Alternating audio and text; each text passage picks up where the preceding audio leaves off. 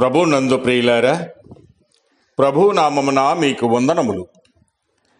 ఈరోజు దేవుని యొక్క వాక్య ధ్యానము సామెతల గ్రంథము 25వ అధ్యాయము 16వ వచనము. తేనె కనుగొంటివా? తగినంత మట్టుకే త్రాగుము, అధికముగా త్రాగిన ఎడల కక్కి వేయుదువేమో. దేవుడు ఈ మాటలు దీవించి ఆశీర్వదించునుగాక.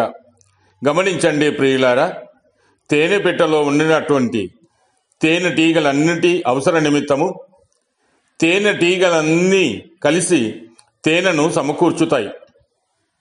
దేవుని సంఘములోని ఐక్యతకు ఇది ఎంతో అమూల్యమైనటువంటి దృశ్యం.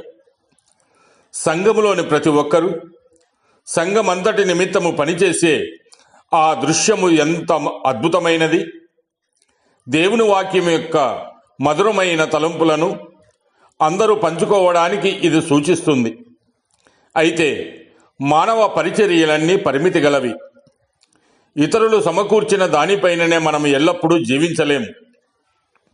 ఒక దైవజనుని పరిచర్యను మనము ఎంతగా ఆస్వాదించి దానిలో ఆనందించినప్పటికీ కేవలము అతని తలంపులపైన మాత్రమే మనము ఆధారపడకుండా ఉండేందుకే మనము జాగ్రత్త పడాలి. దానికి బదులుగా దేవుని వాక్యాన్ని మనమే సమకూర్చుకోవాలి.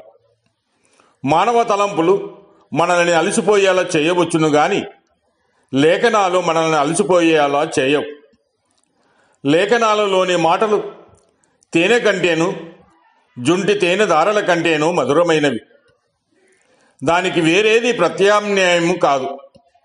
అయితే కేవలం తేనెనే తిన్నట్లయితే మనము వాంతి చేసుకోవడము తథ్యం. దానిని మనము కొద్దిగా అద్దుకుంటూ రొట్టెలోనో లేదా వేరేదైనా ఘనాహారంలోనో తిన్నట్లయితే అది సులభముగా జీర్ణమవుతుంది. అలాగే మనము కేవలము దేవుని వాక్యానికి మాత్రమే స్థానాన్ని ఇచ్చినట్లయితే అది మనకు అంత సులభముగా జీర్ణము కాదు.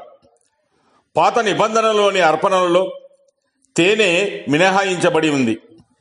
అలాగే మనం ఆరాధించేటప్పుడు మానవ తలంపులతో నిండిన మధురమైన మాటలను ఉపయోగించకూడదు.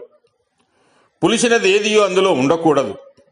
కానీ ఒక కర్ర కొన నుండి తీసుకున్న కొద్ది తేనె యోనాతాను కన్నులకు కాంతినిచ్చింది. అలాగనే మన ప్రభు అయిన యేసుక్రీస్తు తన వధువు యొక్క తేనె లొలుకు పెదవుల యందు ఆనందిస్తాడు. కనుక ప్రియమైన సహోదరి సహోదరుడా, దేవుని యందు దేవుని మధురమైన మాటల యందు నీవు గ్రహించి వాటి యందు నువ్వు సిద్ధముగా ప్రవర్తించడానికి సిద్ధపడము. దేవుడు మిమ్మల్ని దీవించి ఆశీర్వదించునుగాక.